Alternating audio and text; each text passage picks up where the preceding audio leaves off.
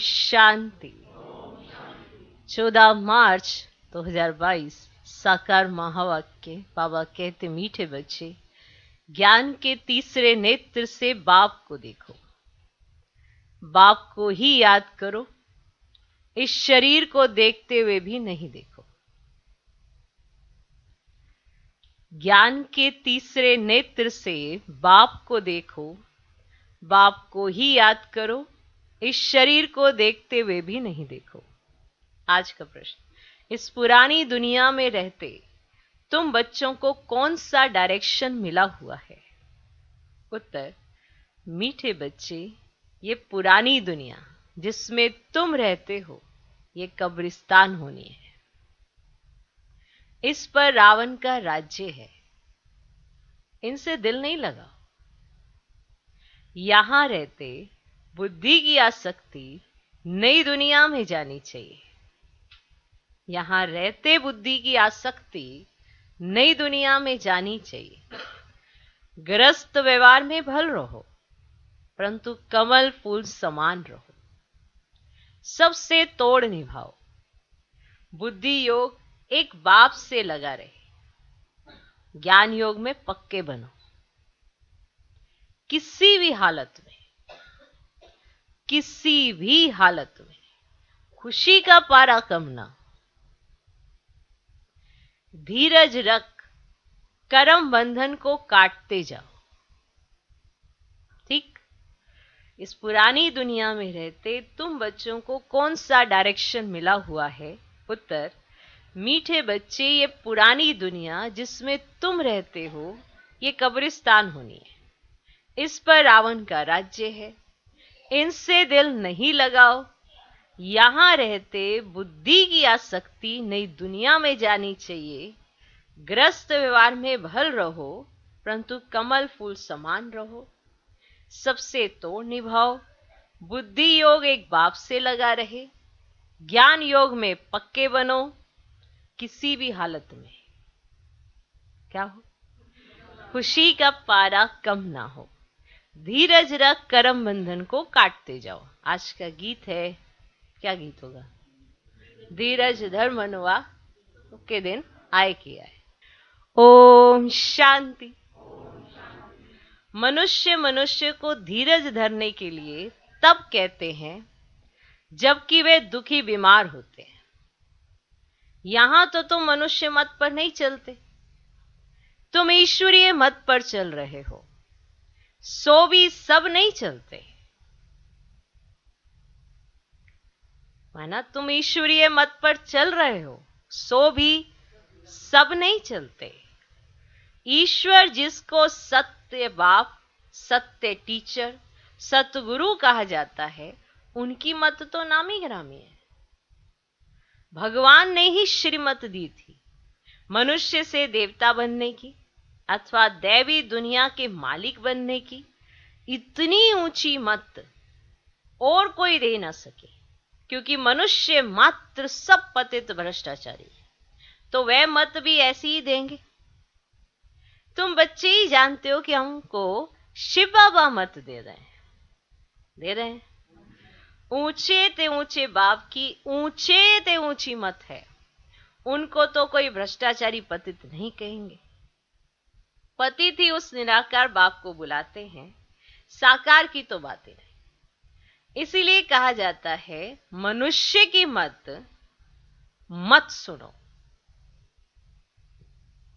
मनुष्य की मत सुनो। Hear no evil, see no evil. भले आंखें मनुष्यों को तो देखती हैं, परंतु तुमको तीसरा नेत्र मिला हुआ है जिससे उनको देखना है और उस बाप को ही याद करना है। दूसरा कोई नहीं जिसको तीसरा नेत्र हो, जिससे वह बाप को देख सके। तुम समझो बाप को देखने जाएंगे, बुद्धि में है यह तो आत्मा है ना, तुम आत्मा को देखते हो। जीवात्मा कहना चाहिए, सिर्फ बहन कहने से आत्मा को भूल जाते हैं। यहां समझाया जाता है तुम इस शरीर को भूल जाओ, अपने को आत्मा समझो और बाप को याद करो। उनको देखो दिव्य चक्षु से। तुम्हारी आत्मा को अब सोझरा मिला है कि हमारा बाप कौन है, कहाँ रहते हैं, उनसे हमको क्या मिलना है। तुम्हारी मिसल दुनिया में कोई भी नहीं जो बाप से वर्षा लेने का पुरुषार्थ करते हो। जब तक कोई बच्चा ही ना बने तो बाप से वर्षा कैसे ले सकते हैं। बाप का वर्षा तो बेशुमार है। क्या है? बेशुमार है। ऊंचे से ऊंचा है सूर्यवंशी राजा रानी बनना। बैरिस्ट्री भल पास करते परंतु उनमें भी नंबरवार होते हैं। कोई तो बहुत कमाते, कोई तो पेट भी मुश्किल भरते। अब तुम जानते हो हम ईश्वर से राजाई प्राप्त कर रहे हैं। कोई भी मनुष्य को कोई कब कह ना सके कि ये सत्य बाप, सत्य टीचर, सतगुरु है और सब गुरु लोग हैं। सतगुरु सत्य बोलने वाला एक ही है, बाकी सब है झूठ बोलने वाले। वह सच्ची सदगति किसको दे ही नहीं सकते। सतगुरु की महिमा हम तुम भी नहीं जानते थे। कोई की भी बुद्धि में नहीं आएगा कि वह सत्य बाप, सत्य टीचर, सतगुरु कैसे है। वो तो सर्वव्यापी के बात ही खत्म कर देते हैं। वे परमात्मा को अलग समझते नहीं कि वह बाप है। हम बच्चे हैं, कह देते हैं सब बाप ही बाप है। इनसे भी नीचे ठीक कर भीतर में परमात्मा को ठोक दिया तो बाप समझाते ऐसे है नहीं। तुम बच्चों को अब निश्चय हुआ कि बरोबर बाप सत टीचर सतगुरु निश्चय हुआ एक ही है। उनको कोई जानते नहीं। अगर जानते हो तो वहां जा भी सके। तो किसको जाना जाता है ना, तो उनके नाम, रूप, देश, काल सबको जाना जाता है ना, जा सकता है ना। नहीं तो जानने से फायदा ही क्या, जब नाम नहीं पता, रूप नहीं पता, देश नहीं पता, काल नहीं पता, तो फिर जानने से फायदा ही क्या। तो मनुष्य सब दुखी हैं क्योंकि शांति चाहते रहते हैं, चाहते हैं ना, इसीलिए क्योंकि दुखी बहुत है। तो उनको यह पता ही नहीं कि हम असुर शांति धाम के रहने वाले हैं, वहां से हम आते हैं। हम आत्मा का स्वधर्म शांति है। तो बाबा गुरुओं के लिए समझाते हुए किसको सदगति दे ही नहीं सकते। वे डराते हैं, कहते हैं गुरु का निंदा कठोर ना पावे। अब वास्तव में ये सब बात बेहद के बाप के लिए है कि अगर तुम मेरी निंदा कराएंगे तो सत्युग में ऊंच ठोर नहीं पाएंगे। अब सन्यासी तो यह बात कह ही ना सके कि तुम मेरी निंदा करने से ठोर नहीं पाएंगे। और कौन सा ठोर? तो वो सन्यासी थोड़ा कह सकते हैं ऐसे कि तुम मेरी निंदा कराएंगे तो ठोर नहीं पाएंगे। उनको पता ही नहीं है कि ठोर कौन सा है। तो ठोर का तो कुछ पता ही नहीं। साधना करते रहते परंतु साधना करने से सदगति तो पा ही नहीं सके। तो ये बाप ही आकर धीरज देते हैं। क्या देते हैं? धीरज देते। तुम जानते हो बरोबर 84 का चक्र लगाया है। हम बहुत दुखी हैं। अब जब तक सुखधाम का साक्षात्कार ना हो तो दुखधाम समझे कैसे। अभी तुम जानते हो ना ये दुखधाम है ना, अल्पकाल का सुख है। इस अल्पकाल के रजाई में कितनी खुशी होती है। समझते गांधी ने राम राज्य स्थापन किया, परंतु नहीं, यह तो और ही तीखा रावण का राज्य बन गया। और समझते कि गांधी ने राम राज्य स्थापन किया, परंतु ये तो और ही तीखा रावण का राज्य बन गया। सब कहते हैं पतित तो भ्रष्टाचारी। आगे सिर्फ पतित थे, अब तो भ्रष्टाचारी भी कहते हैं। तो यह है कलयुग के अंत। कितनी रिश्वत है। बाप आकर सारी दुनिया के मनुष्य मात्र को कहते अब धैर्य रखो, धैर्य धरो, परंतु सुनते नहीं है। अब पिछाड़ी में सबको मालूम पड़ेगा। प्रदर्शनी में भी यही दिखाते हैं ना कि कैसे दुख की दुनिया को हटाए सुख की दुनिया बना रहे हैं। आखिरी ने सब सुनेंगे तो सही ना। तो एक तरफ माया सबके गले घुटती रहती है, दूसरी तरफ बाप अपनी पहचान देते रहते हैं। तो अब तो ढेर मनुष्यों को आवाज पहुंचाना है। जितनी जितनी महिमा निकलेगी तो फिर अखबारों में भी जोर से पड़ेगा, फिर बहुत आएंगे। तो यह मेहनत है। धर्म अथवा मठ आदि स्थापन करना तो बहुत सहज है। बोधि धर्म की एक स्पीच की 60-70 हजार बोधि बना लिए एक स्पीच से। यहां तो मेहनत है। माया बड़ा जोर से सामना करती है। वहां तो माया के साथ युद्ध की बात ही नहीं है। अब यहां माया से युद्ध करने में मेहनत है। मुख्य बात है पवित्रता की। और कोई जगह पवित्रता की बात ही नहीं। वह तो घर से वैराग्य आता है, या कुछ चोरी पाप आदि करते तो संन्यास धारण कर लेते हैं। इसलिए चोरों को पकड़ने के लिए भी गवर्नमेंट को सन्यासी सीआईडी आदि रखने पड़ते हैं। दलालों के रूप में, व्यापारियों के रूप में भी सीआईडी होती है। पुलिस का गुप्त काम वो तो चलता है। अब दोस्ती के बहाने भी सोने के व्यापारियों से मिल जाते हैं, फिर सब कुछ मालूम पड़ जाता है। धंधे वाले धंधा भी करते तो सीआईडी भी करते। दुनिया बहुत मुसीबतों में फंसी हुई है। तुम बहुत भाग्यशाली हो जो इन सब मुसीबतों से दूर निकल आए हो। अब दुनिया में तो मुसीबत पर मुसीबत है। तुम्हारे लिए बहुत प्राप्ति है। वे तो दुखी होकर मरते हैं, तुम बैठे ही हो इस शरीर छोड़ने के लिए, है ना। कहाँ पुराना शरीर खत्म हो तो हम वापस बाबा के पास जाएं, है ना। दिल लगी बाप के साथ और नई दुनिया के साथ, तो पुरानी दुनिया क्या काम की। तो ये तो पुराना कपड़ा है, इससे वैराग्य आ जाता है। अब सन्यासियों को वैराग्य आता है घर बार से। स्त्री को नागिन समझते हैं। अब तुम्हारा तो सच्चा सच्चा वैराग्य है। अब गाया भी जाता है ज्ञान भक्ति वैराग्य, तो ज्ञान मिलता है कि पुरानी दुनिया से वैराग्य करो। अब यह कब्रिस्तान बनना है। अब वह है हद का सन्यास, और उन्हों को यह मालूम ही नहीं है कि यह पुरानी दुनिया खत्म होने वाली है। तो वह कहते हैं हम घर में इकट्ठा रह नहीं सकते, तो उन्हों को घर से वैराग्य होता है, वह जंगल में चले जाते हैं। अब तुम्हारा यह है बेहद का वैराग्य, परंतु इनका किसको भी पता ही नहीं है। तुम कहेंगे हमको तो सारी पुरानी दुनिया से कब्रिस्तान से वैराग्य है। अब ये रावण राज्य है। ऐसा कौन मूर्ख होगा जो पुरानी दुनिया से दिल लगाएगा। जब तक पूरी तैयारी हो जाए। अब सत्य उगाने का समय भी हो तब तो लड़ाई लगेगी।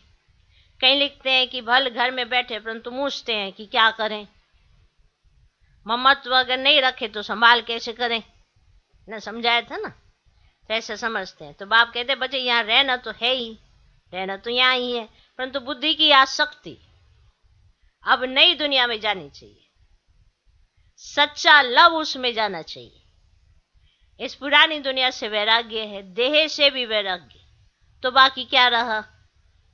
बहुत पूछते बाबा आप कहते हो दोनों तरफ तोड़ निभाना है, सो तो जरूर करना है। अगर तोड़ नहीं निभाएंगे तो सन्यासियों के मिसल हो जाएंगे। अब गृहस्थ व्यवहार में रहते पवित्र बनेंगे। तो देही अभिमानी बनने का पुरुषार्थ करो तो बुद्धि योग बाप से लग जाएगा। तो मैं आत्मा हूं तो बाप के पास जाना है। तो बाप कहते गृहस्थ व्यवहार में रहते कमल फूल समान बनो। ज्ञान और योग नहीं होगा तो लटक पड़ेंगे। हर एक की जन्म पत्री अलग अलग है। हर एक के लिए युक्ति भी अलग अलग मिलती है। कोई तकलीफ हो तो पूछो, कोई तकलीफ हो तो पूछो।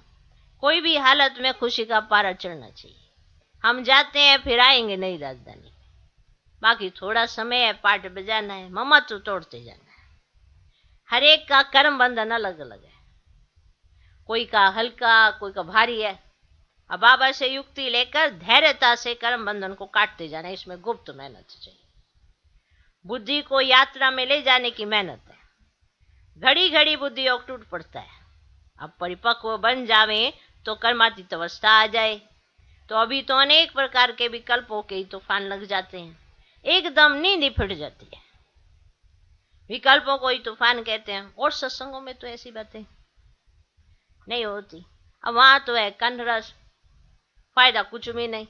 अब यहाँ तो ये पढ़ाई है आमदनी के लिए, तो पढ़ाई को कन्नरस नहीं कहेंगे। तो बाप समझाते हैं ना, देखो बच्चे ये अंतिम जन्म है, पुरानी दुनिया खत्म हो जाने वाली है, तो क्यों ना श्रीमत पर चल ऊंच पद पावे। अब जब तक इसमें होशियार हो जाओ तब तक शरीर निर्वाह कर्म तो करना ही है। फिर इस ईश्वरीय सर्विस में लग जाना। सारी दुनिया को सल्वेश करना है। तुम हो ना सल्वेशन आर्मी। नर्क से निकाल स्वर्ग में ले जाते हो। वे सल्वेशन आर्मी ये नहीं जानते कि विश्व का बेड़ा डूबा हुआ है। सब रावण की जंजीरों में फंसे हुए हैं। सारी विश्व को अब सल्वेश करना है। इसमें तो बाप की मदद चाहिए। अब तुम हो रूहानी ईश्वरीय सल्वेशन आर्मी। मनुष्य मात्र को रावण के पंजे से छुड़ाना है। तो इतना नशा चाहिए। तो वह जिस्मानी सोशल वर्कर तो देखो बच्चे ढेर है, तुम कितने थोड़े हो। अब यहाँ तो मनुष्य भी ढेर है और सत्युग में मनुष्य बहुत थोड़े होते हैं। तुम थोड़े बच्चे ही रूहानी बाप से वर्षा लेते हैं। अब यह अंतिम जन्म जो कोड़ी जैसा है ना, उनको हीरे जैसा बनना है। तो एक आदि सनातन देवी देवता धर्म की स्थापना, अनेक धर्मों का विनाश। तो बाप ही एक धर्म की स्थापना करते और कराते हैं। तो सैपलिंग लगाने अथवा स्थापना करने में बहुत मेहनत लगती है। अब जब तक इसको बाप समान नहीं बनाया है तब तक खुशी का पारा नहीं चढ़ेगा। अब खुशी का पारा तब चढ़ेगा जब दान करेंगे। तो जिसके पास धन हो, है ना, धन हो और दान ना करे तो उनको मनहूस कहा जाता है। यहाँ फिर ऐसे नहीं है ना।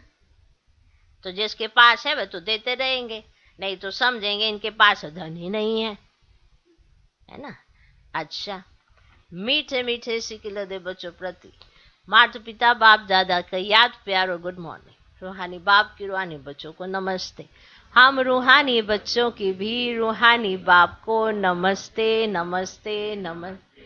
Good morning good morning good morning. धारणा के लिए मुख्य सार, ईश्वरीय सेल्वेशन आर्मी बन विश्व के डूबे हुए बेड़े को पार लगाना। मनुष्यों को कोड़ी तुल्य से हीरे जैसा बनाना है।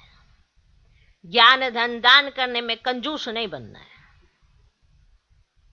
दूसरा पॉइंट, अपनी दिल बाप और नई दुनिया से लगानी है।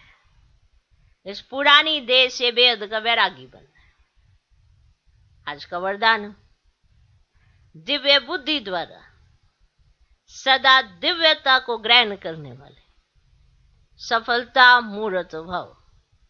दिव्य बुद्धि द्वारा सदा दिव्यता को ग्रहण करने वाले सफलता मूर्त भव।